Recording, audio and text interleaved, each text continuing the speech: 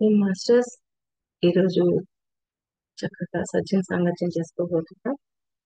ముందుగా బద్రీ సార్కి, వంశీ సార్కి నా ఆత్మ ప్రణామాలు. స్వేచ్ఛ ఇచ్ఛ ఉప్పు రచయిత అయిన తార్కం శరడార్యన్ గారికి కూడా నా ఆత్మ ప్రణామాలు. పరమ గురు మండలి మాస్టర్స్ అందరికీ కూడా ఆత్మ ప్రణామాలు. ఈ జూమ్ సెక్షన్ లో అటెండ్ అయిన మాస్టర్స్ అందరికీ నా కృతజ్ఞతలు. మాస్టర్స్, స్వేచ్ఛ ఇచ్ఛ అనే ఒక బుక్ లో నుంచి అహం అనే ఒక చాప్టర్ గురించి తెలుసుకుందాము. నేను చదువుతూ ఎక్స్ప్లెయిన్ చేస్తాను మాస్టర్స్. అహం వికసిస్తున్న మానవాత్మ, ఎరుక ఇంకా ఆత్మ తనను తాను గుర్తుంచుకునే వాహనపు భాగం. ఆ గుర్తింపు ఎక్కడ ఉన్నా అక్కడ ఒక ఆధిపత్యాన్ని సృష్టించి దాని ద్వారా అహం మనిషి యొక్క మిగిలిన విభాగాలను పాలిస్తుంది. అహం వికసిస్తున్న ఆత్మ అంటే ఫస్ట్ అహంగానే ఉంటుంది. ఎప్పుడైతే అది వికసించే కొద్దీ అంటే ఉన్నతంగా తయారయ్యే కొద్దీ, పురోగతి పొందే కొద్దీ అది ఆత్మగా మారుతుంది. ఫస్ట్ అహంగా ఉంటుంది. తర్వాత నాలెడ్జి, ఆ జ్ఞానాన్ని తీసుకుంటూ ఆధ్యాత్మికంగా ఎదుగుతూ ముందుకు వెళ్తూ ఉన్నప్పుడు అది ఆత్మగా మారుతుంది. ఎప్పుడైతే అంటే అహం అనగానే ఏమవుతుంది? ఆధిపత్యం. మోస్ట్ అహం ఉంది అంటే వాళ్ళకి అధికారం కావాలి అనేది ఉంటది. కాబట్టి ఎక్కడ ఉంటుందో అక్కడ అహం అనేది ఎక్కడ ఉంటుందో అక్కడ అధికారంతో ఉంటుందన్నమాట.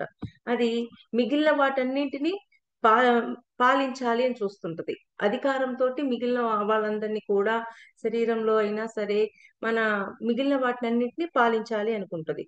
ఉదాహరణకు ఆత్మ భౌతిక శరీరంతో గుర్తించుకుంటే స్పాంజీలోని నీరులాగా ఆత్మ తాను శరీరంగా ప్రవర్తిస్తుంది.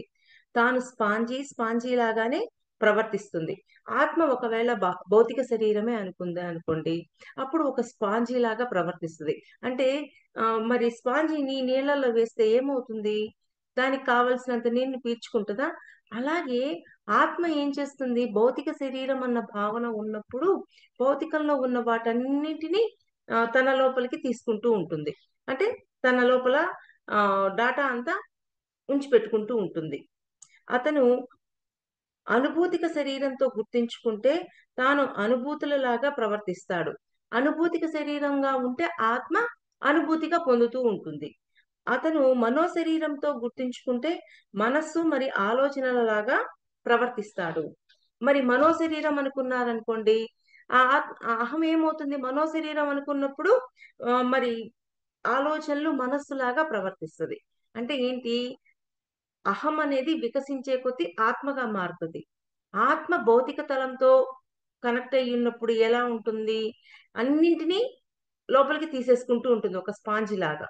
అదే అనుభూతిక తలంతో అంటే అనుభూతిక శరీరంతో కనెక్ట్ అయ్యి ఉన్నప్పుడు ఎలా ఉంటుంది? అన్ని అనుభూతుల్ని చక్కగా తీసుకుంటూ ఉంటుంది. అనుభూతి పొందుతూ ఉంటుంది. ప్రతి దాన్ని, ప్రతి విషయాన్ని అనుభూతి పొందుతుంది. మనో శరీరంతో కనెక్ట్ అయ్యి ఉన్నప్పుడు మనస్సులాగా పనిచేస్తుంటది. అంటే ఆత్మ ఏ శరీరంతో కనెక్ట్ అయితే ఆ శరీరం లాగా పనిచేస్తుంది అని చెప్తున్నారు. అదే అహం. ఈ విధంగా అతను ఒక భౌతిక అహం, ఒక సూక్ష్మ లేక అనుభూతిక అహం, ఇంకా ఒక మానసిక అహాన్ని పెంచుకుంటాడు. ఈ విధంగా అహాన్ని పెంచుకుంటాడు. అంటే ఫస్ట్ మనము భూమి మీద జన్మలు తీసుకునేటప్పుడు ఎలా ఉంటుంది? కొన్ని జన్మలు భౌతిక శరీరం లాగా, కొన్ని తర్వాత మానసిక శరీరాన్ని మనమే ఏర్పరచుకుంటాం. ఎవరో ఏర్పరచరు. భౌతిక శరీరం, మానసిక శరీరం, అనుభూతిక శరీరం. అంటే ఇవన్నీ ఎవరు? మనకి మనమే క్రియేట్ చేసుకుని మనం సృష్టించుకున్నవే అన్నమాట. ఈ విధమైన గుర్తింపులను వలలో చిక్కుకోవడం అంటారు. మానవాత్మ తన ఆధిపత్య శక్తిని కోల్పోయినప్పుడు ఆ గుర్తింపుల వలలో పడిపోతుంది. అంటే ఆత్మ కాస్త మానవాత్మగా మారుతుంది. ఎప్పుడైతే మానవాత్మగా మారుతుందో ఆ మానవాత్మ కూడా నేను ఆధిపత్యంలో ఉన్నాను అంటే భౌతిక శరీరం, అనుభూతిక శరీరం, మానసిక శరీరం, ఆత్మను దాటి ఉన్నానని ఎప్పుడైతే మర్చిపోతుందో అప్పుడు ఏం చేస్తుంది? ఈ గుర్తింపులు, భౌతికంగా ఉండే ఈ గుర్తింపుల కోసమే తాపత్రయపడుతుంటది. ఈ గుర్తింపు పెంపొందే కొద్దీ మానవాత్మ భౌతిక శరీరపు కోరికలు, ఆకాంక్షలు, వృద్ధి చెంది అనుభూతిక శరీరంలో వ్యామోహాలు తీవ్ర కాంక్షలు సృష్టించుకోవడంతో పాటు మనో శరీరంలో భ్రమలు అతిశయాలు కూడా సృష్టించుకుంటుంది. అంటే ఈ విధంగా మారిపోతుంది. భౌతిక శరీరంలో ఏంటి? కోరికలు, ఆకాంక్షలు. అనుభూతిక శరీరంలో ఏంటి? వ్యామోహం, తీవ్ర కాంక్షలు. మనో శరీరంలో ఏంటి? భ్రమలు, అతిశయాలు. ఇలా సృష్టించుకుంటూ ఉంటుంది. ఏంటి? ఆత్మ మానవాత్మగా మారుతుంది. ఎప్పుడైతే మానవాత్మగా మారిందో అది ఇంకా పురోగతి పొందితే ఓకే. ఒక్కొక్కసారి మానవాత్మ తను ఇంకా ఉన్నతంగా ఆత్మ కంటే ఉన్నతంగా ఉన్నాను అన్న అవగాహన కోల్పోయినప్పుడు, ఆధిపత్యంలో ఉన్నాను అనేది కోల్పోయినప్పుడు ఏం జరుగుతుంది? మళ్ళీ భౌతిక శరీరంలో ఉన్న భౌతిక, అనుభూతిక, మానసిక శరీరాల్లోకి పడిపోతుందన్నమాట. ఆత్మ వ్యామోహాలు, కోరికలు, భ్రమలు, అతిశయాలు సృష్టించుకున్న పర్యవసానంగా అతను తీవ్ర కాంక్ష, వాంఛ, అలవాటు, వ్యామోహం, కోరిక, భ్రమ, అతిశయాలుగా మారి వాటితో గుర్తించుకుంటాడు. అంటే ఏంటి? ఎప్పుడైతే భౌతిక, అనుభూతిక, మానసిక శరీరాలుగా మారిపోతాడో అప్పుడు ఇవన్నీ మళ్ళీ ఆత్మ ఎలా ఉంటది? వ్యామోహంలో, కోరికలు, భ్రమలు వీటన్నింటిలోకి మళ్ళీ చిక్కుబడిపోయి ఉంటది. అతను నేను ఇది తినాలి, నేను వాళ్ళని చూడాలి అంటాడు. ఆ విధంగా అతను తన వాస్తవ గుర్తింపును కోల్పోతాడు. అసలు వాస్తవ గుర్తింపు అంటే ఏంటి? మనం చైతన్యము, కాంతి అని మర్చిపోతాం పూర్తిగా. మర్చిపోయి ఈ కోరికలు, ఈ భ్రమలు ఇవన్నింటిలో చిక్కుపడిపోయి ఉంటాం అన్నమాట. ఆ విధంగా అతను తన వాస్తవ గుర్తింపును కోల్పోతాడు. తన స్వీయ వ్యామోహాలుగా మారిపోతాడు. అతనికేమి కావాలో అంటే ఏం కావాలో భౌతిక శరీరంతో ఏమి కావాలో ఆ వ్యామోహాల్లో ఉండిపోతాడు. తన కోరుకున్న వస్తువులతో, తన ప్రేరణలతో, తన స్వీయ భ్రమలతో లేదా ఏ వాస్తవికతకు చెందని దురవగాహనతో గుర్తుంచుకుంటాడు. ఇవన్నీ కాకుండా ఏంటి? తనకున్న వస్తువులతో, ప్రేరణలతో, స్వీయ భ్రమలతో వాటన్నిటిలో ఉండిపోతాడు. ఏంటి? ఆత్మ ఎలా ఉంటుంది? భౌతిక శరీరము, అనుభూతిక శరీరము, మానసిక శరీరంతో కలిసి ఉన్నప్పుడు ఇటువంటివన్నీ ఉంటాయి. దానికున్న ఏ వాస్తవికతకు చెందని అవగాహనతో గుర్తించుకుంటారు. అంటే అవగాహన అంటే సరి అయిన అవగాహన లేకపోవటం. ఏంటి? అసలు వాస్తవంగా మనం ఎవరం? చైతన్యము, కాంతి. అయన్నీ కోల్పోయి వీటిల్లో ఇరుక్కుపోయి ఉంటాము అని చెప్తున్నారు. వినటానికి వింతగా ఉన్నా మనుష్యులు రూపాలుగా మారతారు. ఎంతో వింతగా ఉంటది. ఒక్కొక్కసారి చాలా వింతగా ఉంటది. మనుషులు రూపాలుగా మారిపోతారు. ఆ రూపాలేంటి అంటే వారు తమ కార్లు, సంపదలు, స్థాయిలు ఇంకా జ్ఞానంగా మారతారు. ఆ విధమైన వాటిని అహం నుంచి తీసివేస్తే అతను మరణిస్తాడు. పిచ్చివాడైపోతాడు. ఎందుకంటే మీరు అతడి నుంచి అతనిని దూరం చేశారు. అంటే ఏంటి? వాస్తవంగా ఏమైపోతాం? కార్లు, సంపదలు, మళ్ళీ ఇల్లు ఇవన్నీగా మారిపోతాం మనం. ఎందుకని? ఈ మూడింట్లోనే ఉండిపోయింది ఆత్మ. ఏంటి? భౌతిక, అనుభూతిక, మానసిక శరీరాలుగా. అందువల్ల ఏం జరుగుతుంది? ఇవే ఏ కార్లన్నా గాని ఏవైనా సరే విపరీతమైన అంటే వాటితో అటాచ్‌మెంట్ ఏర్పడిపోయి ఉంటది. ఆ అటాచ్‌మెంట్ ఉండటం వల్ల ఇప్పుడు మనిషి కంటే కూడా అక్కడ వాళ్ళకి అదే ప్రాముఖ్యత ఉంటది. ఇంక వేటి మీద ఉండదు. వాటి మీదే ఉంటుంది. ఏమేంటి? కార్లు, సంపద, ఇల్లు వీటన్నింటి మీదే ఉంటుందన్నమాట. ఎప్పుడైతే అలా ఉంటుందో ఒక్కొక్కసారి చూడండి ఇంటి మీద అటాచ్‌మెంట్‌తో ఉండటం వల్ల మనము దాంతో పూర్తిగా ఉండిపోవటం వల్ల అది లేకపోతే మనం బతకలేము. ఆ ఇంటిని దూరం చేసినా చనిపోతాము. అలాగా వాటిని వాళ్ళ నుంచి దూరం చేస్తే వాళ్ళు మరణిస్తారు అంటున్నారు. అంటే వాళ్ళు ఒక పిచ్చి వాళ్ళలాగా తయారైపోతారు. ఏంటి? వాటి నుంచి దూరం చేస్తే. అంటే ఏంటి? అతని నుంచి అంటే అతడు అనేది పోయి ఇవైపోయినియి. కార్లు ఇవైపోయినియి. వీటిని ఎప్పుడైతే అట్లా ఒక్కరవ దూరం చేశాము అంటే వాళ్ళు అస్సలు తట్టుకోలేరు. ఇంటిని దూరం చేసినా తట్టుకోలేరు. కార్లని కానీ, సంపదని కానీ వీటిని దూరం చేసినా తట్టుకోలేరు. ఎందుకని? అవి వాళ్ళైపోయారు కాబట్టి. మనుషులు వివిధ సందర్భాలలో తమలో నాటుకున్న సమ్మోహనాంతర సూచనలతో కూడా గుర్తించుకొని వారు ఆ సూచనలుగా జీవిస్తారు. అంత హిప్నటైజ్ అయిపోయినట్టు వాటితో పూర్తి అటాచ్‌మెంట్‌లోకెళ్ళిపోతారు. అంతా హిప్నటైజ్ అయిపోయి అటాచ్‌మెంట్‌లోకి వెళ్ళిపోవటం వల్ల వాట్ వాటిగానే జీవిస్తారు ఇంకా.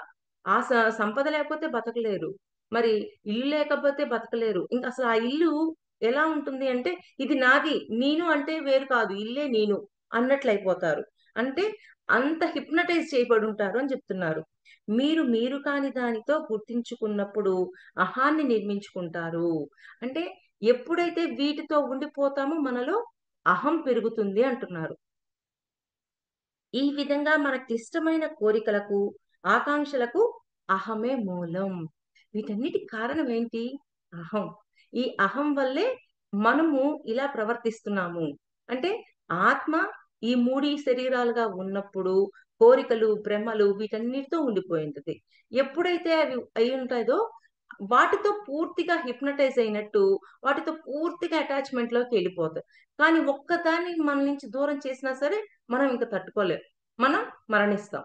అంటే ఒక పిచ్చివాడిలాగా అయిపోతాం. అంటే మరణించనన్నా మరణిస్తాం. లేకపోతే ఒక పిచ్చివాడిలాగా అయినా మారిపోతాం. మొన్న ఒక సినిమా చూసాను. ఒక సినిమాలో ఆస్తి పోగొట్టుకుంటాడు. ఆస్తి తమ్ముడు పేరు రాయాల్సొస్తది. తమ్ముడు బలవంతంగా రాయించుకుంటాడు. తమ్ముడు పేరు రాసేటప్పుడు బానే రాస్తాడు. కానీ వెళ్ళేటప్పుడు ఆ ఇల్లుని వదిలిపెట్టిపోలేక మళ్ళీ ఒక్కసారి నేను ఇంట్లో అన్నీ చూసుకొనొస్తాను అని జెప్పి ఆ హీరో లోపలికెళ్తాడు. లోపలికెళ్ళి ఆ ఇంటిని అలా పట్టుకొని చచ్చిపోతాడు. అంటే ఏంది? అతను అంటే ఇల్లయిపోయింది. అందువల్ల ఆ ఇంటిని దూరం చేసుకోవడానికి చాలా కష్టపడతాడు. అక్కడే మరణం తీసుకుంటాడు. ఇది చదువుతున్నప్పుడు నాకు ఆ మూవీనే బాగా గుర్తొచ్చింది. అంటే మనం అంతగా హిప్నటైజ్ అయిపోతాం. ఈ భౌతిక కోరికలకు, ఈ భ్రమలకు వీటన్నింటికి హిప్నటైజ్ అయిపోయి మన ప్రవర్తన అలా ఉండిపోతుందనమాట. మానవ ఆత్మ భౌతిక శరీరపు ఆకాంక్షలతో గుర్తించుకొని అలవాట్లను సృష్టించుకోవటం, కొన్ని నమ్మకాలు, సిద్ధాంతాలతో గుర్తించుకొని ఊహా చిత్రాలు పెంపొందించుకోవడం కూడా సంభవిస్తుంది. మానవాత్మ ఏం చేస్తుంది? అంటే అంటే నేను మానవాత్మని నేనింకా మా పురోగతిలో ఉన్నతంగా ఉన్నాను. ఆత్మ కంటే ఉన్నతంగా ఉన్నాననేది మర్చిపోయినప్పుడు, మళ్ళీ భౌతికంగా ఈ 3 శరీరాలలో ఉన్నప్పుడు మానవాత్మ ఎలా ఉంటుంది అని చెప్తున్నారు. అంటే ఆత్మ మానవాత్మగా మారుతది. ఈ ఆకాంక్షలు అంటే భౌతిక ఆకాంక్షలు వీటి కోసమే ఉంటది. కొన్ని నమ్మకాలు, సిద్ధాంతాలు. కొన్ని నమ్మకాలుంటాయి. నాకీ మొక్కుబడి ఉంది. ఈ మొక్కుబడి చెల్లించకపోతే ఏమైపోతుందో, భగవంతుడు నన్ను శిక్షిస్తాడు అని కొన్ని ఊహా చిత్రాలను మనం సృష్టించుకుంటూ ఉంటాం. అంతే కాకుండా ఒక మేడం ఒకసారి ఒక డ్రీమ్ చెప్పింది. ఆ డ్రీమ్‌లో ఆహ్, ఒక టెంపుల్ ఉంది. టెంపుల్‌లో ఒక గుంట లాంటిది తవ్వున్నారు. ఆ గుంట లాంటి దాంట్లో ఒక అమ్మవారు వేషంలో ఉన్న ఆవిడని కూర్చోబెట్టారు.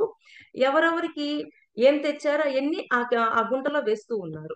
ఆ గుంటలో వేస్తూ ఉన్నప్పుడు అక్కడ చాలా మంది జనాలలో తొక్కిసలాటలో ఈమె ఎవరికైతే కలొచ్చిందో ఆవిడ ఒక పసిబిడ్డని పట్టుకొనుంటది. ఆ పసిబిడ్డ కాస్త సడెన్‌గా ఆ గుంటలో పడిపోతాడు. గుంటలో పడిపోయినప్పుడు దిగి తీసుకోవాలి కదా!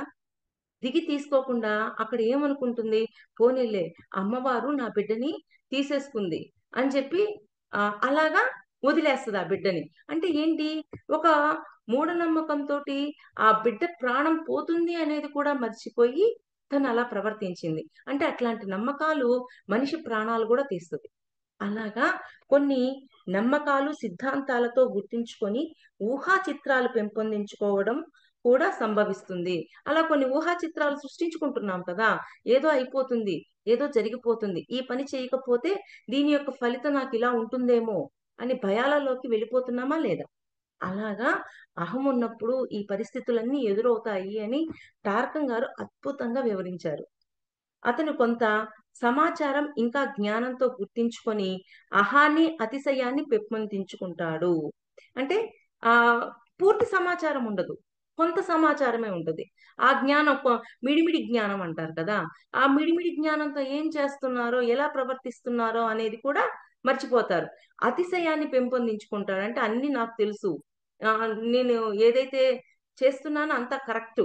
ఇట్లాంటి అతిశయాన్ని సృష్టించుకోవటం వల్ల వాళ్ళ దగ్గర ఉన్న మిడిమిడి జ్ఞానంతోటి, ఆ సమాచారంతోటి వాళ్ళు అహాన్ని ప్రదర్శిస్తూ ఉంటారు. గుర్తింపుల ద్వారా మానవాత్మ తన స్వాతంత్ర్యాన్ని కోల్పోతాడు. అతను తన స్వచ్ఛమైన తార్కికతను కోల్పోయి తన కాంతి, ప్రేమ శక్తులను, తన శరీరాల ఆసక్తులను, తీర్చడానికే ఉపయోగిస్తాడు. తనకి స్వచ్ఛంగా అంటే స్వతంత్రతను కోల్పోతది. కోల్పోయి తనకు ఉన్న కాంతి, ప్రేమ, శక్తులను దేనికి ఉపయోగిస్తది? తన కోసం ఉపయోగిస్తది. అంటే ఈ భౌతికమైన వాటి కోసము, ఒక్కరి కోసమే ఉపయోగిస్తదనమాట. అహం అనేది గుడ్డిదై చైతన్యాన్ని కోల్పోయిన ఆత్మ. లేక యుగాల తరబడి మానవ వాహనాలు మోస్తున్న కల్పిత చిత్రాలతో కప్పబడిన కాంతి. ఆత్మ అంటే ఏంటి? అహం అనేది ఇది గుడ్డిది. ఏంటి? చైతన్యాన్ని కోల్పోయి ఆత్మ ఎన్నో జన్మలు తీసుకుంటూ అంటే ఇక్కడ ఏం చెప్తున్నారు? మానవ వాహనాలు మోస్తున్న కల్పిత చిత్రాలతో కప్పబడిన కాంతి. కాంతి దేనితో కప్పబడింది? ఎన్నో శరీరాలు తీసుకొని శరీరాల ద్వారా జ్ఞానాన్ని పొందుతూ వీటన్నింటితోటి ఏం చేసింది? కాంతి కప్పబడిపోతది. వీటి యొక్క జ్ఞానంతోటి. అలా ఉంటుంది అని చెప్తున్నాను. ఒకసారి ఆత్మ అహంగా మారితే అతను తన స్వతంత్ర పరిశీలన, మూల్యాంకన, మరి చర్యల శక్తిని కోల్పోతాడు. మరి ఆత్మ అహంగా మారితే ఏమవుతుంది? స్వతంత్ర పరిశీలన అంటే సెల్ఫ్ చెకింగ్ కోల్పోతాడు. మూల్యాంకన ఏది చేస్తే ఏమొస్తుంది? ఎటువంటి పరిస్థితి వస్తుంది? అని కర్మ ఫలితాన్ని కూడా ఎస్టిమేట్ చేయలేని పరిస్థితుల్లోకి వెళ్ళిపోతాడు. అంటే వాటి యొక్క చర్యల ద్వారా శక్తిని కోల్పోతాడు. ఇప్పుడు సరియైన వాక్ ఉండాలి. సరియైన వాక్ ఉన్నప్పుడు మనం మాట్లాడినప్పుడు మన శక్తి కోల్పోము. సరికాని వాక్ ఉంది. ఎవరిని పడితే వాళ్ళని విమర్శిస్తున్నాం, తిడుతున్నాం, ఎలా పడితే అట్లా మాట్లాడుతున్నాం. అప్పుడు శక్తిని కోల్పోతున్నామా లేదా? అలాగా శక్తిని కోల్పోతాము అని చెప్తున్నారు. అతను తన శరీరాల కోరికలు, కాంక్షలకు అవి పొందుతున్న మార్పులకు లోబడపోతాడు. ఇవి కేవలం జన్యు వారసత్వానికి సంబంధించి మాత్రమే కాక మానసిక, అనుభూతిక, మరి భౌతిక పరిసరాల వలన వాటిపై రుద్దబడిన అస్థిరత్వాల వలన కూడా సంభవిస్తాయి. అంటే ఏంటి? ఇవన్నీ కోరికలు, ఆంక్షల నుండే కాదు. గతంలో మన ఆత్మలో ఉన్న సరికాని గుణాల వల్ల కూడా అవి బయటికి ప్రదర్శిస్తాము. మళ్ళీ భౌతిక శరీరంలో ఇప్పుడు భౌతిక శరీరంతో ఉన్నాం. చుట్టూ ఉన్న పరిసరాల నుండి కూడా మనము అలా ప్రవర్తించడం అనేది చేస్తాం. అంటే అహం వల్ల మన కోసమే మనము అన్నట్లుగా ఈ భౌతిక శరీరం యొక్క కోరికలు వీటిలోనే ఇరుక్కుపోయి ఉంటాడు. ఆత్మ అహంగా మారితే. దేనిగా మారితే అదిగా ప్రవర్తిస్తది ఆత్మ. అలాగా అహంగా మారితే ఇటువంటి ఎఫెక్ట్ ఏంటి? సెల్ఫ్ చెకింగ్ కోల్పోతాం. అంటే ఇప్పుడు ఏది ఇస్తే అది పొందుతామంటారు. సరి అయినవి ఇచ్చామా, సరికానివి ఇచ్చామా, ఇవన్నీ కూడా అవగాహన ఉండదు. సరికానివన్నీ మాట్లాడి, సరికానివి కర్మ చేస్తూ ఎంతో శక్తిని కోల్పోవడం ఇవన్నీ చేస్తూ ఉంటాం. అంటే ఇవి గత జన్మ గుణాల నుంచి రావచ్చు, భౌతికంగా ఉన్న మన చుట్టూ పరిస్థితుల నుంచి అయినా రావచ్చు అని చెప్తున్నారు. ఆత్మ ఒకసారి శరీరంగా మారితే తాను శరీరం అనే నమ్మకం నుంచి తనకు తాను విడిపడడం ఎంతో కష్టం. నేను శరీరాన్ని అని అనుకున్నప్పుడు ఆత్మ ఆ శరీరం నుంచి వేరైపోవడానికి చాలా కష్టపడుతుంది. అందుకే కదా నేను శరీరాన్ని కాదు, నేను మనస్సును కాదు, నేను బుద్ధిని కాదు అని సార్ ఎప్పుడూ చెప్పిస్తూ ఉంటారు. నేను ఆత్మని కూడా కాదు, నేను చైతన్యాన్ని అనుకునే స్థితిలోకి మనం వెళ్ళాలా. ఎప్పుడైతే శరీరము అనే భావనతో ఉంటామో మనం చనిపోయాక కూడా ఆ శరీరాన్ని వదలటానికి ఎంతో కష్టపడతాం. అలాగా ఎంతో కష్టమైపోతుంది నేను శరీరాన్ని అని అనుకున్నప్పుడు. ఆ విధమైన అహం అన్ని పరిస్థితుల్లోనూ శరీరంగా వ్యవహరిస్తూ రాజకీయాలు, తత్వశాస్త్రం, కళలు, విజ్ఞాన శాస్త్రాలు, సంప్రదాయాలు, ఇంకా ఆర్థిక పరమైనవి దేనినైనా సరే భౌతిక ఉనికిలోకి అనువదిస్తుంది. అతడు భౌతిక ఉనికి మరి భౌతిక ఆసక్తుల కోసమే ప్రార్థిస్తాడు. అంటే వాటి కోసం మాత్రమే ఉంటాడు. ఇంకా వేటి కోసము ఆలోచించడు. అంటే భౌతిక అవసరాలు, భౌతికంగా ఉండే వాటి కోసమే ఏదైనా ఒకవేళ భగవంతుని ప్రార్థించినా దీనికోసమే ప్రార్థిస్తాడు. ఎందుకని? శరీరంతో అంత అటాచ్మెంట్ లో ఉండిపోయాడు. శరీరము చాలా కష్టం అన్నమాట విడిపడడానికి. మనం మామూలుగా సార్ చెప్పేటప్పుడు, వంశీ సార్ చెప్పేటప్పుడు కూడా చెప్తూ ఉంటారు. మరి శరీరమును అనుకున్నాము అంటే మళ్ళీ పూర్తి అటాచ్మెంట్ లోకి వెళ్ళిపోతాం. అందుకే శరీరాన్ని కాదు, మనస్సును కాదు, బుద్ధిని కాదు, టార్కం గారు అయితే ఆత్మను కాదు, చైతన్యాన్ని అని అనుకోమని చెప్తారు. సారు కూడా చైతన్యంగా భావించండి అని అంటారు. అలా అతడు తన ఉద్వేగిక ప్రకృతితో గుర్తించుకున్నప్పుడు అతని అనుభూతులు చాలా హింసాత్మకంగాను, శక్తివంతంగాను మారతాయి. ఈ స్థాయిలో ఉన్నదంతా తన ఉద్వేగిక ఆనందాల కోసమే అని భావిస్తాడు. మన లోపల ఉద్వేగంతో కూడిన ప్రకృతి ఉంది. ఎవరో ఒకరు వచ్చారు. వాళ్ళు అప్రిషియేషన్ చేసినా కూడా మనకెలా అనిపిస్తుంది? వాళ్ళు పొగిడినా, ఏం చేసినా సరే మన లోపల ఏముంది? ఉద్వేగిక ప్రకృతి. అంటే ఎమోషన్‌తో కూడింది ఉంది. ఆ ఎమోషన్ ఏం చేస్తుంది? దాన్ని రాంగ్‌గా అనుకునే విధంగా చేస్తుంది. అంటే వాళ్ళిచ్చిన యాక్షన్‌కి ఎమ్మటే రియాక్షన్ ఇస్తుంటది. ఒకవేళ విమర్శించారే అనుకోండి, ఆ విమర్శకి వాళ్ళిచ్చిన యాక్షన్‌కి మనం మళ్ళీ ఎమ్మటనే రియాక్షన్ ఇస్తాం. ఎందుకని మన లోపల ఆ ఎమోషన్స్ ఉన్నాయి కాబట్టి.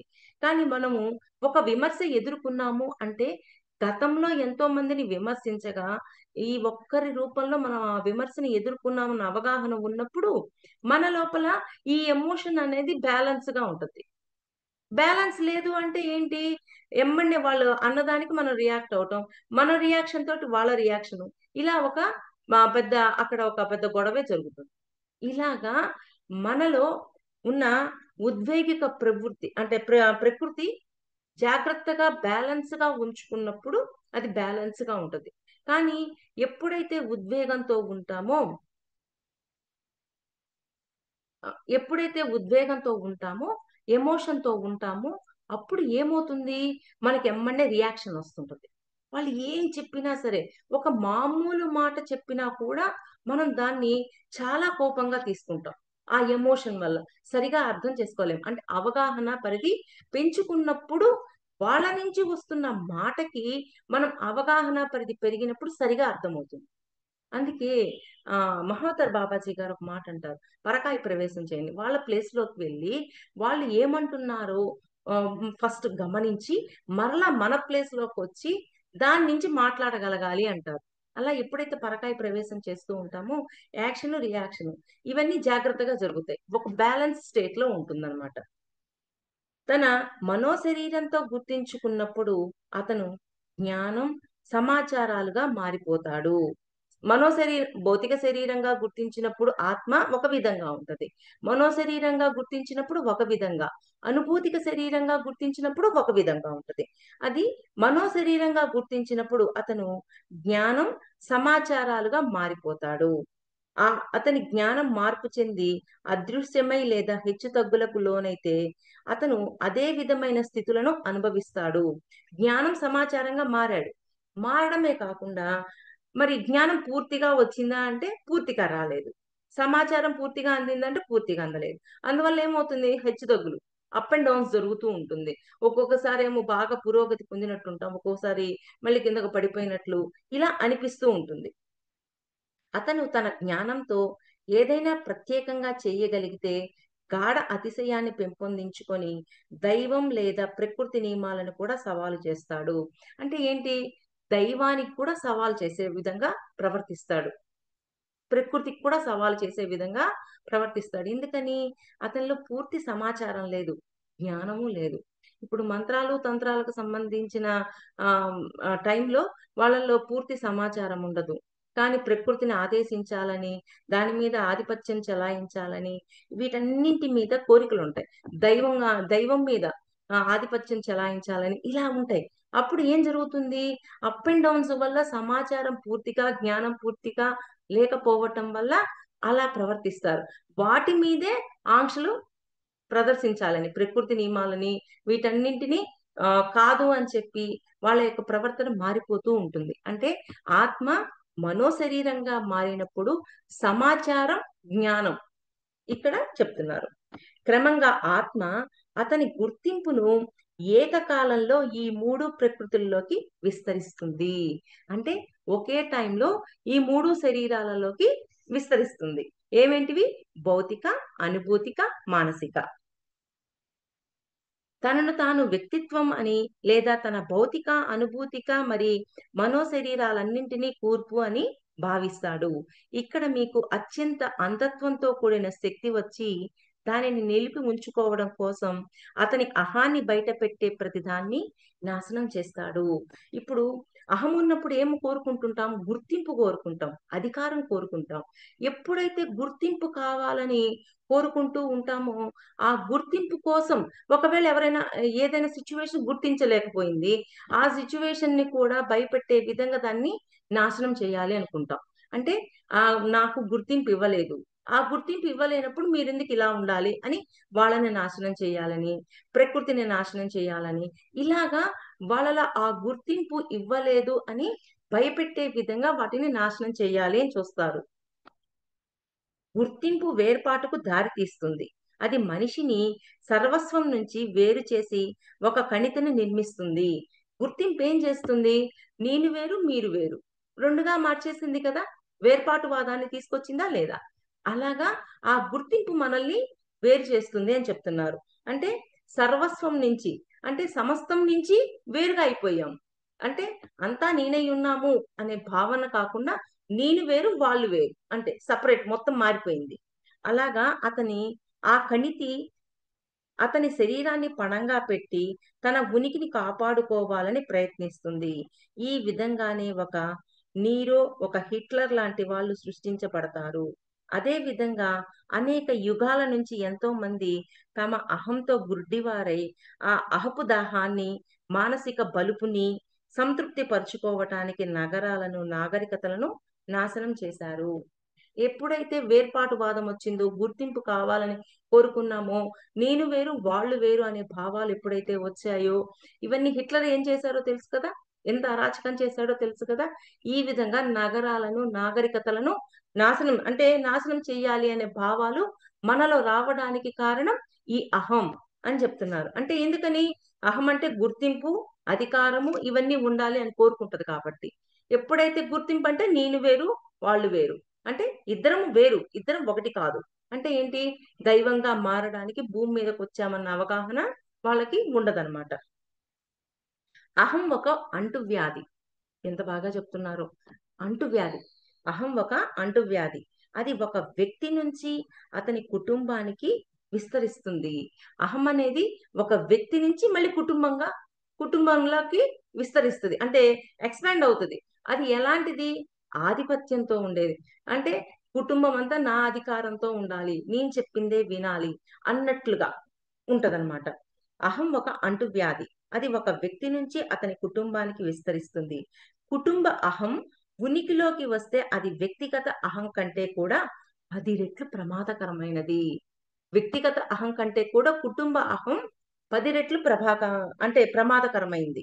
కుటుంబం నుంచి అది ఒక సమూహానికి లేదా ఒక దేశానికి విస్తరించి జాతీయ అతిశయ భావనను సృష్టిస్తుంది. ఎక్కడికి? దేశాన్ని గూడా దాటి జాతి, జాతి దాకా వెళ్ళిపోతుంది. అది వ్యక్తిగత అహం కంటే 1,00,000 రెట్లు ప్రమాదకరమైనది. జాతీయ అహం అనేది ఏంటి? వ్యక్తిగత అహము కంటే కుటుంబ అహం. కుటుంబ అహం కంటే దేశం, జాతి అనేది ఇంకా 1,00,000 రెట్లు. ఇక్కడ 10 రెట్లే. అంటే ఏంటి? ఇక్కడ 10 రెట్లు మాత్రమే ఇక్కడికొచ్చేసరికి 1,00,000 రెట్లు పెరిగిపోయింది అహం. అంటే నేను ఏం చేయాలి? ఈ దేశాన్ని ఈ దేశం మీద అధికారంతో ఉండాలి. ఈ జాతి మీద అంటే అధికారంతో ఉండాలి అని అధికారాన్ని చూపించాలనే కోరికొచ్చిద్ది.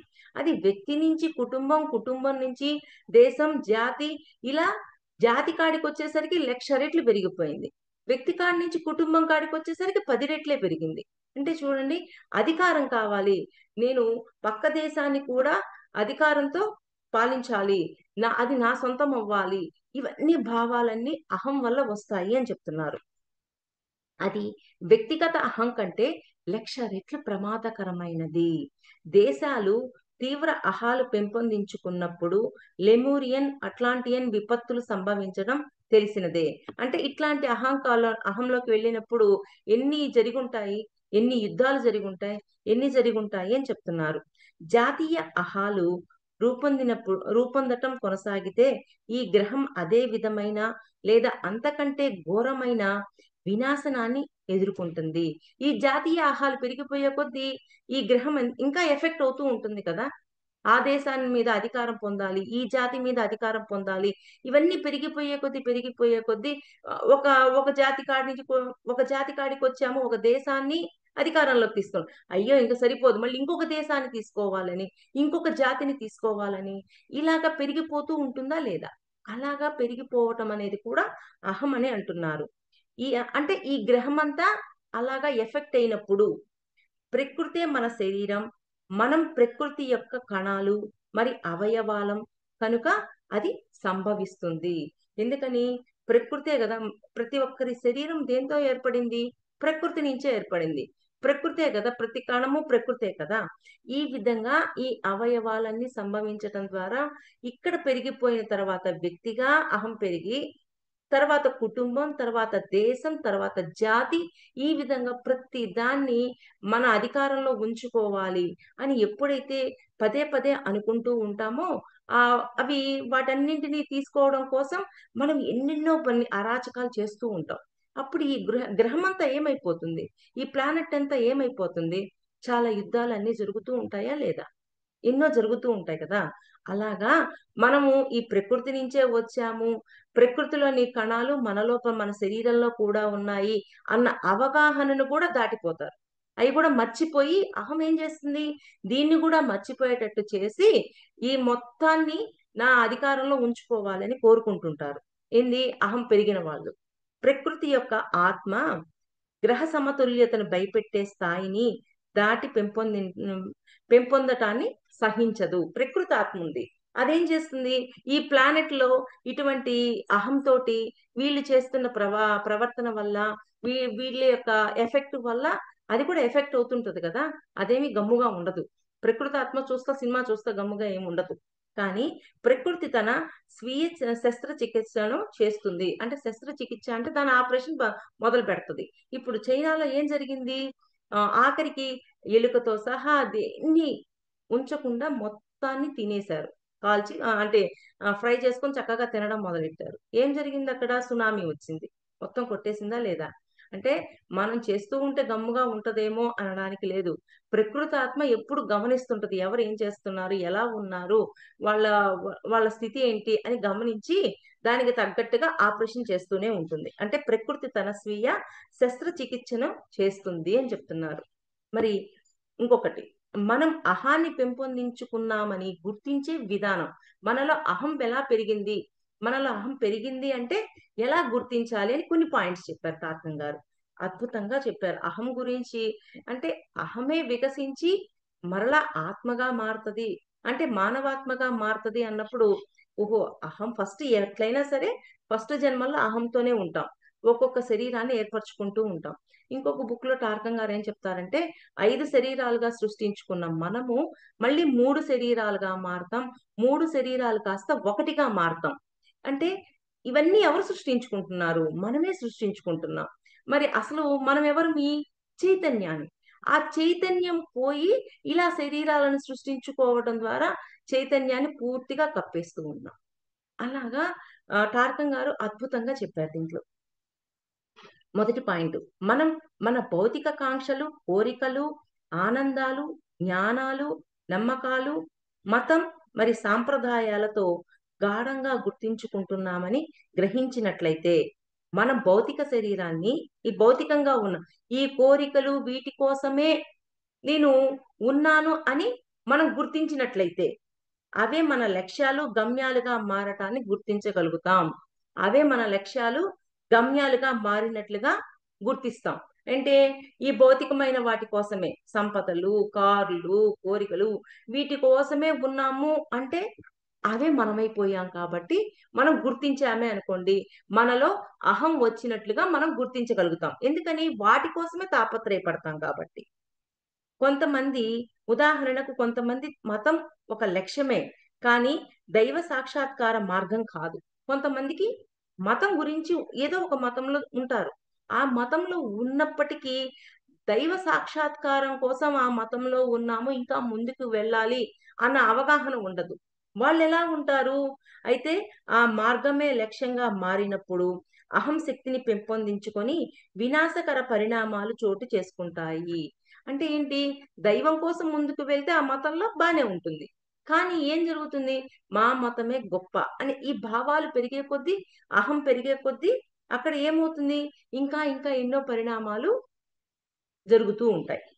అంటే మన లోపల అహం ఉంది అంటే ఎలా గుర్తించాలి అని ఈ పాయింట్లు చెప్తున్నారు. రెండో పాయింట్, మనం వేర్పాటు తత్వంతో ప్రవర్తిస్తాం, మాట్లాడతాం, భావిస్తాం, ఆలోచిస్తాం. ఏ విధంగా ఒక కణితి శరీరంలోని వనరులతోనే వృద్ధి చెందుతూ వేరుగా కనిపిస్తుందో అదే విధంగా, అంటే ఇప్పుడు నేను వేరు, వాళ్ళు వేరు అనే భావన ఎప్పుడైతే ఉంటుందో మన మా మన మాటల మన మాట, మన ప్రవర్తన అన్ని మారిపోతాయా? మారిపోవా? ఇప్పుడు మన శరీరంలో ఒక కణితి లాంటిది, అంటే ఏదో ఒక గడ్డ లాంటిది లేసింది. ఆ లేసింది అంటే అది ఎక్కడి నుంచి వచ్చింది? ఈ శరీరంలో ఉన్న చీము, నెత్తురు వీటి నుంచే కదా ఏర్పడింది. అదేమి వేరు కాదు కదా! అంటే ఇది వేరు, అది వేరు అనేది కాకుండా, అంటే ఏ విధంగా అయితే ఆ కణితి మనకి ప్రమాదంగా మారిందో, మన లోపల వేర్పాటు వాదం కూడా నువ్వు మన యొక్క ఆ ప్రవర్తన ఏం చేస్తుంది? ఎదుటవాడితో మాట్లాడే మాటలు, ప్రవర్తన అన్నీ మారిపోతాయి. సరే ఒక మాట ఏదైనా అన్నారు ఎదుటివాడు. అనగానే పోనీలే అంటే అన్నావులే, స్నేహం కొద్దే కదా అన్నావు. ఆ స్వతంత్రం ఉంది కదా అని అన్నావు అని అనలేము. ఎందుకని? వాడు వేరు, నేను వేరు అనే భావన మన లోపల ఎప్పుడైతే ఉంటుందో, మనము ఆ దగ్గరతనాన్ని కూడా తీసుకోవడానికి ఇష్టపడం. అలాగా ఆ వేర్పాటువాదంతో ఉన్నప్పుడు వాళ్ళ ప్రవర్తన, వాళ్ళ మాటలు అన్నీ మారిపోతాయి అని చెప్తున్నారు. అంటే మన శరీరంలో కణితి మనలో భాగమైనా సరే, అది ఎంత ప్రమాదకరంగా ఉంటుందో శరీరముని అంత ప్రమాదంలోకి దించుతుంది అది. మూడవ పాయింట్, మనం స్వీయ అన్వేషకులుగా మారతాం.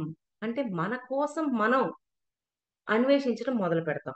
మనం మన స్వీయ ఆసక్తులు, ఆనందాలు, సౌకర్యాలు, లాభాలు, ఆధిపత్యాలు, స్థాయిల పట్ల మాత్రమే శ్రద్ధ చూపిస్తూ, వాటి కోసం ఇతరులను ఏమి చేయడానికైనా వెనకాడం. మనకు కావాల్సిన ఆనందాలు, ఆసక్తుల కోసం పక్కవాడిని ఏమి చేయడానికైనా రెడీ అయిపోతాం. మన స్వీయ ఆసక్తుల కోసం మనం జీవించడం మొదలు పెడతామనమాట. నాలుగో పాయింట్, మన స్వీయ ప్రయోజనాల కోసం మనుష్యులను, సంఘటనలను, ఆలోచనలను, పరిస్థితులను తారుమారు చేస్తాం. ఇప్పుడు మనకు ఒకటి అనిపించింది. ఆ ఒక్క ఒక ఒక విషయము ఒకటి అనిపించినప్పుడు దాన్ని ఇంట్లో వాళ్ళందరూ పాటించాల. అది పాటించకపోతే మనం ఒప్పుకోము. అది పాటించేటట్టుగా అక్కడ ఉన్న పరిస్థితిని మారుస్తాము. వాళ్ళ ఆలోచనలని మారుస్తాము. అన్నీ మార్చేస్తాం. అంటే ఏంటి? మన స్వీయ ప్రయోజనాల కోసం మనుష్యులను, సంఘటనలను, ఆలోచనలను, పరిస్థితులను తారుమారు చేస్తాం. అంటే మనం అనుకున్నదే జరగాలి. మనం అనుకున్నదే అక్కడ రూల్ పాస్ అవ్వాల. ఆ పాస్ అవ్వాలి అంటే పక్కనోడికి ఒకవేళ ఏదైనా ఉన్నా దాన్ని పట్టించుకోము. నేను చెప్పిందే జరిగి తీరాలి అంతే అని అక్కడ పరిస్థితులను మొత్తం మార్చేస్తామనమాట. 5, ఎక్కడైనా సరే మనమే కేంద్రంగా ఉండాలి అనుకుంటాం. ఆ కేంద్ర స్థానం కోసం మనం ఒత్తిడి తెచ్చి వివిధ రకాలుగా అందరి ఆసక్తి మన వైపు బలవంతంగా మళ్ళిస్తాం. ఏదైనా సరే మనం కేంద్రంగా ఉండాలి. ప్రతి ఒక్కరూ మన వైపే చూడాలి. మనం చెప్పిందే వినాలి అని వాళ్ళని కూడా బలవంతంగా మన వైపు ఉండేటట్లుగా చేస్తాం. అహం ఉన్నవాళ్ళు ఎలా ప్రవర్తిస్తారో చెప్తున్నారు. దీన్ని బట్టి మనలో అహం ఏ విధంగా ఉంది అని గుర్తించి దాన్ని మార్చుకోవడానికి టార్కం గారు ఇవన్నీ చెప్తున్నారు. ఆరవది, మనకు పరిపాలించే అధికారం గాని, అర్హతలు గాని లేకపోయినా మనమే పాలించి ఆధిపత్యం చెలాయిద్దాం అనుకుంటాం. అక్కడ పరిపాలించే అధికారము, ఆ అర్హత ఏమీ లేవు. కానీ మనం అధికారము అన్నీ చూపిస్తూ మనమే చెయ్యాలి ఆ పని. మనం అలా ప్రవర్తిస్తూ ఉంటాం. 7, మనం ఇతరులలోని విలువలను గుర్తించం. వారిలోని విలువలు మనకు చిరాకును లేదా అసౌకర్యాన్ని కలిగిస్తాయి. దీనికి ఒక ఎగ్జాంపుల్. నా నాకు తెలిసిన ఒక ఫ్రెండ్ ఉంది. ఆ ఫ్రెండు తన యొక్క ఫ్రెండ్, ఇద్దరు ఫ్రెండ్స్ ఉన్నారు. ఇద్దరు ఫ్రెండ్స్‌లో ఒక ఫ్రెండు ఇంకొక ఫ్రెండ్‌ని చాలా అప్రిషియేట్ చేస్తుంది. ఏ విషయంలోనైనా తనని అప్రిషియేట్ చేస్తూ తనని ముందుకు తీసుకెళ్లాలనే ఉద్దేశంతోటి అప్రిషియేషన్ చేస్తుంది. ఇంకొక ఫ్రెండ్‌కి ఈమె చేస్తున్న అప్రిషియేషన్ కూడా చిరాకు తెప్పిస్తుంది. అంటే వాళ్ళలో ఉన్న దాన్ని గుర్తించలేకపోవటం వల్ల చిరాకు వచ్చే విధంగా ప్రవర్తిస్తున్నారు. అది కూడా అహమే అని చెప్తున్నారు. మనం ఇతరులలోని విలువలను గుర్తించం. వారిలోని విలువలు మనకు చిరాకును లేదా అసౌకర్యాన్ని కల్పిస్తాయి. కల్పిస్తాయి. అంటే ఏంటి? అలా కలిగించింది అంటే వాళ్ళకి అహం ఉందని గుర్తించమని చెప్తున్నారు. 8, మనం ఎంతో అతిశయాన్ని పెంపొందించుకుంటాం. మనం ఏదైనా చెయ్యగలమని, మనకు అన్నీ ఉన్నాయని, మనకు అన్నీ తెలుసని అనుకుంటాం. ఇది అంతా నెమ్మదిగా మొదలై వెర్రితో ముగుస్తుంది. నాకన్నీ తెలుసు. నేనన్నీ నేర్చేసుకున్నాను. ఇంక నేను నేర్చుకోవాల్సిందేమీ లేదు. ఇవన్నీ అనుకోవటం వల్ల ఏమవుతుంది? మనము ఒక వెర్రి వాళ్ళలాగా తయారవుతున్నాము అని చెప్తున్నారు. అయితే ఇది మనలో రోగంగా మారి, అది పెరిగే కొద్దీ మనకు కలిగే బాధ, ఇబ్బందులకు మనమే ఉపకరణంగా మారి, మనకు ఇతరులకు నాశనకారులుగా కారులం అవుతాం. ఏంటి అతిశయం? ఏంటి? ఏంటి? అన్నీ నాకు తెలుసు. నేనేమి నేర్చుకోవాల్సిన అవసరం లేదు. మరి నాకన్నీ ఉన్నాయి. ఇవన్నీ అనుకోవటం వల్ల మనల్ని మనం బాధ పెట్టుకుంటాం. ఎదుటి వాళ్ళని బాధ పెడతాం. అంటారు కదా! "నీకు నువ్వే శత్రువు, నీకు నువ్వే మిత్రుడు" అని చెప్తారు. అంటే ఏంటి? ఈ ఉపకరణం వల్ల అన్నీ మనకి నష్టం చేకూర్చుకుంటూ ఉంటాం. అన్నీ తెలుసు అన్నప్పుడు ఇంకా మళ్ళీ తెలుసుకోవడానికి ప్రయత్నం చేస్తామా? ప్రయత్నం చెయ్యం కదా!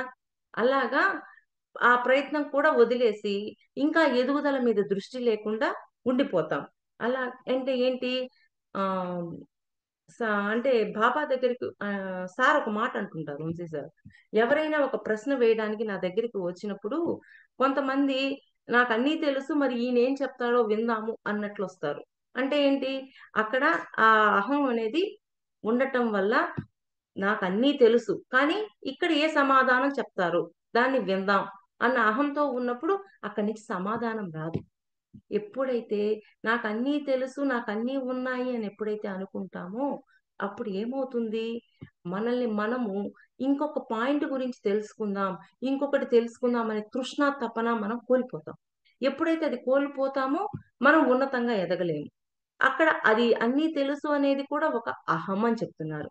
అంటే అహాన్ని ఎలా గుర్తించాలో ఈ పాయింట్ల రూపంలో చెప్తున్నారు. 9, ఎవరైనా మనని ఉద్దేశపూర్వకంగా కానీ, తెలియక గాని గాయపరిస్తే మనం తీవ్రమైన కోపం తెచ్చుకొని వారి మీద పగబడతాం. ఎవరైనా వచ్చారు, ఒకరు విమర్శించారు, తిట్టారు, ఏదేదో మాట్లాడారు. మాట్లాడిన వెంటనే యాక్షన్‌కి ఏం చేస్తాం? రియాక్షన్ ఇస్తాం. కానీ ఇక్కడ ఒకటి బాగా గుర్తుపెట్టుకోవాలి మనం. వాళ్ళ ఉద్దేశంలో మనం ఏంటి అనేది మాట్లాడారు. మన ఉద్దేశంలో మనము ఏంటి అనేది మనకు తెలుసు. మన స్వధర్మాన్ని వదిలి వాళ్ళ స్వధర్మాన్ని పట్టుకున్నప్పుడు ఏమవుతుంది? మనకి బాధే వస్తుంది. వాళ్ళన్నారు అంటే అన్నేయండి. ఒకసారి చెక్ చేసుకుందాం. చెక్ చేసుకొని మనం అలా లేనప్పుడు ఎందుకు బాధపడాలి? అంటే వాళ్ళ ఉద్దేశానికి ప్రిఫరెన్స్ ఇచ్చాం కానీ, మనమున్న స్థితిని, మన ఉద్దేశాన్ని మనం ప్రిఫరెన్స్ ఇవ్వల. ఇలా ఇవ్వకపోతే భూమి మీద మనం బతకలేం. ఎందుకంటే విమర్శించేవాళ్ళు, తిట్టేవాళ్ళు, పొగిడేవాళ్ళు అందరూ భూమి మీద ఉంటారు. అలాగని ప్రతిసారి వాళ్ళన్నదే మనం తీసేసుకున్నామనుకోండి, వాళ్ళ ఉద్దేశాన్ని మనం పరిగణలోకి తీసుకున్నామనుకోండి, అప్పుడేమవుతుంది? బాధ రాదా?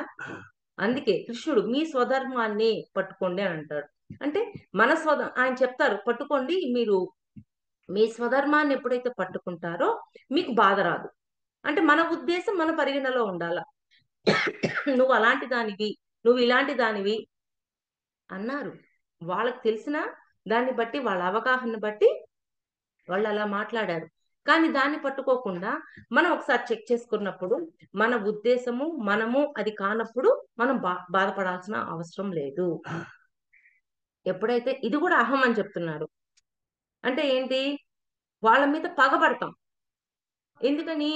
వాళ్ళు చెప్పిందే నిజమని, వాళ్ళు చెప్పిందే కరెక్ట్ అని మనం ఎప్పుడైతే అనుకుంటాం పగబడతాం. కానీ చెకింగ్ లేదుగా అక్కడ. చెకింగ్ చేసుకున్నప్పుడు అంతా అర్థమవుతదా? అర్థం అవ్వదా? ఆ చెకింగ్ లేకపోవటం వల్ల మనం వాళ్ళన్న మాటలకి రియాక్ట్ అయ్యి మన లోపల పగగా మార్చుకుంటాం. 10, ఎదుట వారిని అవమానపరిచినా, దూషించడాన్ని ఆనందిస్తాం. ఎవరైనా అవమానపడినప్పుడు చూడడం ద్వారా మన అహం పోషించబడుతుంది. ఎదుట వారిని అవమానించారు, దూషించారు. అప్పుడు ఏం ఆనందం వస్తదంటే, బాగా జరగాల వీడికి అని బాగా సంకలు గుద్దుకుంటాం. అంటే ఏంటి? అది మన పోషణ అయ్యింది. అంటే ఎదుట వారిని అవమానించటం, దూషించటం, మనము ఆనందించడం అంటే ఏంటి? అది మన పోషణగా మార్చుకున్నాం. అయ్యో! వాడికి అవమానం జరిగిందే, అట్లాంటి అవమానం మనం చేయకూడదు. అక్కడ ఒకవేళ అవమానిస్తూ ఉన్నప్పుడు మనం పోయి, అయ్యో ఎందుకు అలా అవమానిస్తున్నా, అడ్డుపడటం ఇవన్నీ ఏమి ఉండవు, బాగా జరగాలి వీడికి, తగిన శాస్తి జరిగింది, ఇట్లాంటి భావాలతోటి ఏమనుకుంటుంటాం, ఆనందపడుతుంటాం. ఆ ఆ ఆనందం అనేది మనకి పోషణగా మారింది అని చెప్తున్నారు. అంటే అది కూడా అహమే అంటున్నారు ఆయన. 11, మనం మనం ఒక సరికాని రక్షణా విధానాన్ని పెంపొందించుకొని మన హద్దు దాటి ఇతరులపై ప్రమాదకర చర్యలు తీసుకుంటాం. మన చుట్టూ సరికాని రక్షణా విధానం అంటే ఎట్లా పడితే అట్లా మాట్లాడడం, మన వాక్కు మీద, మన చేస్తున్న కర్మ మీద సరికానిదై ఉండి పైపెచ్చి ఏం చేస్తుంటాము, ఎదుటి వాళ్ళు ఏదన్నా అన్నప్పుడు మనం ఏదైతే చేస్తున్నామో అది సరి అనుకొని వాళ్ళ మీద తిరగబడి కోప్పడుతూ ఉంటాం. అంటే సరికాని రక్షణా వలయం. అంటే మన వాక్కు, మనం చేస్తున్న కర్మ, ఇప్పుడు ఎట్ట పడితే అట్లా మాట్లాడి ఎదుటివాడు రియాక్ట్ అయ్యాడంటే ఎట్ట కుదురుతుంది? సరి అయిన మాట ఉన్నప్పుడు ఎదుటివాడి నుంచి సరి అయినదే వస్తుంది. మరి సరికాని మాట ఉన్నప్పుడు ఎదుటివాడి నుంచి సరి కాకుండానే వస్తుందా లేదా? మరి మన రక్షణా వలయం ఎలా ఉంది? సరిగా లేదు. ఎలా పడితే అలా ఉంది. అలా ఉన్నప్పుడు ఎదుటివాడి నుంచి మనకు ఎదురు దెబ్బలే తగులుతాయి. అంటే అలాంటి రక్షణా వలయం సృష్టించుకొని మన యొక్క ప్రవర్తన ఎలా ఉంటుందో చెప్తున్నారు. అది కూడా అహమే అంటున్నారు. 12, మన ప్రవర్తనలో, చర్యలలో, మాటలలో, ఆలోచనలలో, వ్యక్తీకరణలో అతిశయాన్ని ప్రదర్శిస్తాం. అంటే మన ప్రవర్తన నాకన్నీ తెలుసు, నాకన్నీ ఉన్నాయి, నేనేం తెలుసుకోవాల్సిన అవసరం లేదు అన్న ప్రవర్తన మన నుంచి బయటకొస్తూ ఉంటుంది. 13, మనం చేసే పనుల వల్ల ఇతరులపై ఉండే ప్రభావాన్ని పట్టించుకోం. అవి ఇతరులను గాయపరిచినా లేక వారి అభివృద్ధికి ఆటంకం కలిగించినా మనకు అనవసరం. అంటే ఏంటి? మనం ఏం చేసినా సరే ఎదుటివాడికి ఒకవేళ మనం చేస్తున్న పని ద్వారా ఇబ్బంది కానీ, బాధ కానీ కలుగుతుందేమో అన్న గమనిక కూడా ఉండదు. ఎలా పడితే అలా చేసుకొని పోతున్నాం. అంటే ఆ గమనిక ఉన్నప్పుడు జాగ్రత్త పడతాం. అంటే ఆ గమనిక లేకపోవడం కూడా అహం అని చెప్తున్నారు. అంటే అలా ఇతరులపై అంటే ఆ ప్రభావం మనం ఒక పని చేశాం. దాని యొక్క ప్రభావం ఎదుటివాడికి చాలా ఎక్కువగా ఉంది. అది కూడా గమనించుకోం. అయ్యో! నా మాట ఎదుటివాడిని బాధ పెడుతుందా? ఇబ్బంది పెడుతుందా? ఈ గమనిక కూడా లేకుండా ప్రవర్తిస్తూ ఉంటాం. అది కూడా అహం అని చెప్తున్నారు. 14 పాయింట్. మనని మనం ఎంపిక చేసుకోబడిన వాళ్ళం, ప్రత్యేకమైన వాళ్ళం అని నమ్ముతూ ఇతరులను చిన్న చూపు చూస్తాం. అంటే నేను ఒక ప్రత్యేకమైన దాన్ని, నన్ను ఎంచుకున్నారు, ఈ ప్రత్యేకమైన దాన్ని మన చుట్టూ సృష్టించుకొని పక్క వాళ్ళు తక్కువ అని చిన్న చూపు చూస్తుంటాం.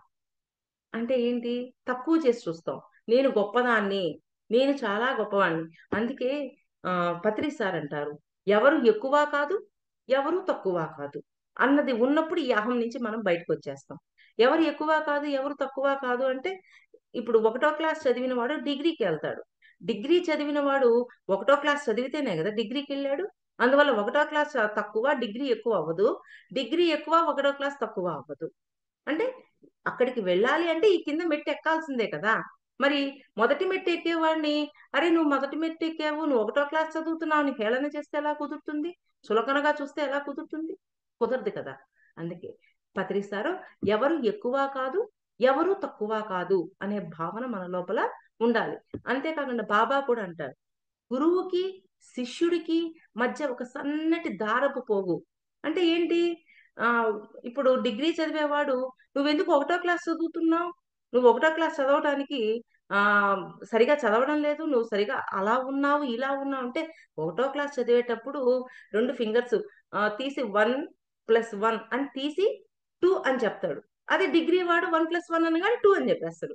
అంటే ఇలా ఎందుకున్నావు అంటే కుదరదు గదా! మరి బేసిక్ నాలెడ్జ్ అదైనప్పుడు ఎందుకలా ఉన్నావంటే కుదరదు. అందుకే ఎవరు ఎక్కువ కాదు, ఎవరు తక్కువ కాదు అనే భావన మన లోపల పూర్తిగా ఉన్నప్పుడు మనం ఎదుటి వాడిని చులకనగా చూడం. ఆ చులకన చేయటం అనేది మనకి రాదు. అందుకని మనం గూడా ఆ మెట్టు ఎక్కాము అన్న అవగాహనతో ఉంటాం. అంటే ఒకటో క్లాస్ చదివితేనే నేను డిగ్రీకొచ్చానన్న అవగాహన ఉన్నోడు ఒకటో క్లాసోడిని చులకనగా మాట్లాడడు. ఈ సంకేతాలను మనం గమనించటం మొదలుపెడితే, మనం మన పడవ మునిగిపోకుండా కాపాడుకోగలం. అంటే మనలో అహం ఈ విధంగా పెరిగింది, అహము ఇలా ఉంది అని గుర్తించుకున్నప్పుడు మనం ఏం చేస్తాం?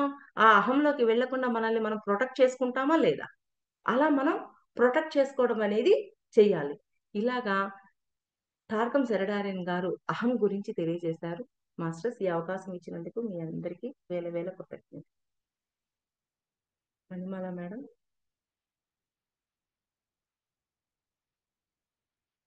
ఎవరికైనా ఏమైనా డౌట్స్ ఉంటే అడగచ్చు. ఒకవేళ నేను చెప్పిన దాంట్లో ఎక్కడైనా అటు ఇటుగా ఉన్నా మీరు కరెక్ట్ చేయొచ్చు, ఏదైనా చేయొచ్చు.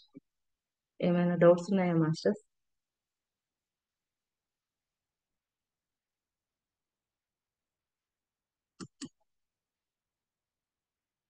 ఇంకా అయిపోలేదు అహం చాప్టర్. మళ్ళీ నెక్స్ట్ వీక్ మళ్ళీ చెప్పుకుందాం. చాలా పెద్ద చాప్టర్ అహము. చాలా అద్భుతంగా ఉంది బుక్.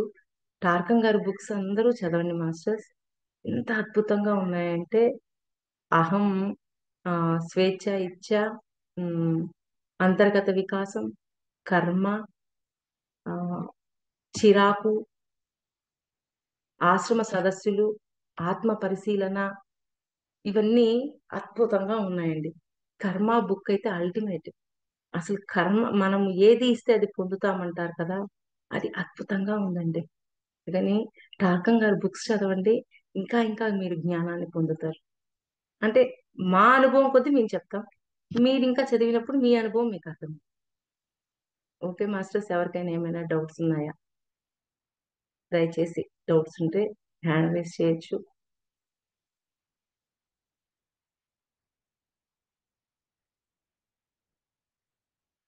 రాణి గారు మాట్లాడండి. మణిమాల మేడం, అన్మ్యూట్ చేశాను.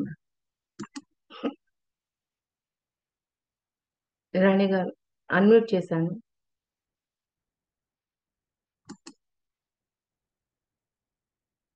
ఉమ్, నమస్తే మేడం. నమస్తే. బాగుంది, చాలా బాగుంది మేడం అంశము. ఉమ్. అంటే ఇప్పుడు మానసికంగా, ఫిజికల్ గా, అనుభూతి పరంగా అన్నారు. అనుభూతి పరంగా అంటే ఇంకొకసారి క్లారిటీ ఇవ్వండి. అంటే ప్రతి దాన్ని అనుభూతి పొందటం అనేది ఉంటది. ఏ విషయాన్నైనా సరే అనుభూతిగా మార్చుకుంటుంటాం. అది ఒక శరీరంగా తయారవుతది. అంటే ఈ అంటే అదే మానసికంగా తీసుకున్నప్పుడు అది ఒక అనుభూతి విధమైన అన్నట్టు అనిపిస్తుంది. సమాచారంగా ఆలోచనలు ఇవన్నీ ఆలోచిస్తాం మానసికంగా తీసుకున్నప్పుడు. అంటే ఇవన్నీ మనము ఒక్కొక్క శరీరాన్ని ఏర్పరచుకుంటాం. ఫస్ట్ మనం అహంగా ఉంటాం. ఆత్మ అహంగా ఉంటది స్టార్టింగ్ జన్మల్లో ఉండి ఒక్కొక్క శరీరాన్ని క్రియేట్ చేసుకుంటూ వెళ్తది. లాస్ట్ కి వచ్చి ఆధ్యాత్మికంలోకి వచ్చి ధ్యానంలోకి వచ్చాక ఈ ఒక్కొక్క శరీరాన్ని పూర్తిగా దాటేసి చైతన్యంగా మారిపోతాం. అంటే భౌతిక శరీరం, అనుభూతిక శరీరం, మానసిక శరీరం, ఆత్మ. ఆత్మ మానవాత్మగా మారుతుంది. ఇక్కడ ఓకే ఓకే. వీటన్నింటినీ మనము జన్మల పరంపరలో మళ్ళీ ఒక్కొక్క శరీరాన్ని, అందుకే కదా ఒక మాట అన్నారు, శరీరంతో వదలడానికి కూడా ఎంతో కష్టపడతారు. అంటే వాటితో మమేకమైపోయింది ఆత్మ. అలాగా అనుభూతి ప్రతి విషయాన్ని అనుభూతిగా మార్చుకుంటుంది. ఆ అనుభూతిని కూడా దాటాల, పూర్తిగా చైతన్యం అన్న కోణంలోకి వెళ్ళిపోవాలా. ఈ శరీరాలన్నీ మనం క్రియేట్ చేసాం, ఈ శరీరాలన్నింటినీ మనమే బ్లాస్ట్ చేసేయాలి. అంటే అంటే ఆత్మ ఫిజికల్. ఇలా సృష్టించుకుంటూ వస్తుంది జన్మల పరంపరలో. Okay okay. మెంటల్ గా అంటే అనుభూతే ఉంటది ఉమ్. కదా అని అనిపించింది. అన్ని అవేలేండి, అంటే కొంచెం అటు ఇటుగా అవే, కానీ అలా అదే. మార్చుకుంటూ ఉంటాం. ఆత్మ అలా మార్చి మార్చి ఫైనల్ గా తర్వాత మళ్ళీ అవే బ్లాస్ట్ చేయడం మొదలెడుతుంది. Okay madam. నిజమే, ఈ బుక్స్ మీరు చెప్పినట్టు చాలా లోతుగా, చాలా జ్ఞానముగా ఉన్నాయి మేడం. కొన్ని చూసాను, అంటే మొత్తం కాదు కానీ అక్కడక్కడ. అదేలేండి. కర్మ అనే బుక్ కూడా ఇప్పుడు ఉమ్. మల్లాది వెంకట కృష్ణమూర్తి గారు రాసింది కూడా ఒకటి ఉంది, కర్మ జన్మ అని. ఉమ్. అది చాలా ఈజీగా ఉంది, అందరికీ అర్థమయ్యేలా చాలా ఈజీగా ఉంది. అవును. ఈ టార్కం గారిది కొంచెం లోతుగా ఉంది, ఇంకా అవును, కొంచెం లోతుగుంటుంది, విశ్లేషణ. చాలా లోతుగుంటుంది. అవును. బాగుంది అది. అంటే మనం లోతుగా ఉన్నప్పుడు అది విశ్లేషణ అన్నప్పుడు పరిపరి విధాలుగా ఆలోచించి వివిధ కోణాల్లో ఆలోచించి చెప్పుకుంటాము గనక ఇంకా ఇంకా ఇంకా లోతుగా వెళ్ళగలుగుతాము అని అనిపించింది నాకు అది. అంతేమ్మా, నిజంగా. Thank you madam. ఓకే అమ్మా. మాస్టర్స్ ఇంకెవరైనా మాట్లాడతారా మాస్టర్స్? ఒక్కసారి బుక్స్ అంతర్గత వికాసం, కర్మ, చిరాకు, ఆత్మ పరిశీలన, ఆశ్రమ సదస్సులు, దివ్య మనోప్రకాశం, ఆ స్వేచ్ఛ ఇచ్ఛ, ఇవన్నీ టార్కం గారి బుక్స్ అండి. అంటే నాకు తెలిసిన కొన్ని చెప్పాను, చాలా ఉన్నాయి ఆయన బుక్స్. కానీ చదవండి, కానీ చదివి ఒకసారి ధ్యానంలో కూర్చోండి, ఆయనతోనే కనెక్ట్ అవ్వండి, ఆయనే మీకు ఎక్స్ప్లెయిన్ చేస్తారు. అంత అద్భుతంగా ఉందండి. ఓకే మాస్టర్స్, అయితే ఇంకెవరికైనా ఏమైనా డౌట్స్ ఉన్నాయా, లేకపోతే మీకు నచ్చిన పాయింట్ అయినా షేర్ చేయండి, అక్కడ అర్థం కానిదైనా అడగండి, మీకు అర్థమైందైనా వ్యక్తం చేయండి. టార్కం సెరడారియన్, టార్కం సెరడారియన్ గారు. ఓకే మాస్టర్స్, అయితే మణిమాల మేడం. ఓకే మా ఓకే మాస్టర్స్, అయితే ఇంకెవరికి ఏం డౌట్స్ లేవు కదా.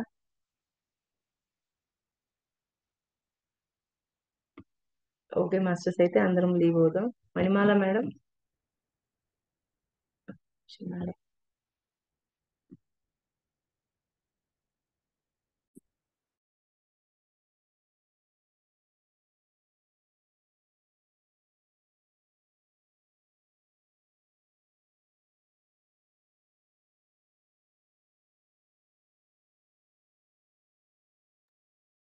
ఏమైనా డౌట్స్ ఉన్నాయా మాస్టర్స్?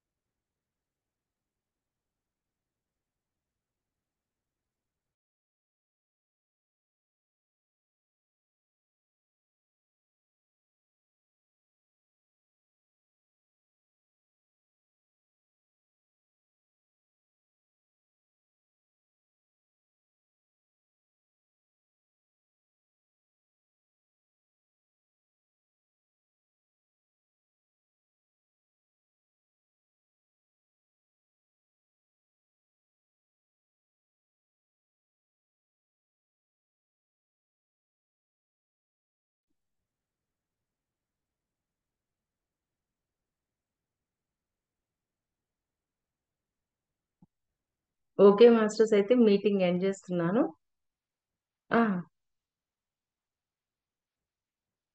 బాయ్ మా, అలాగే బాయ్.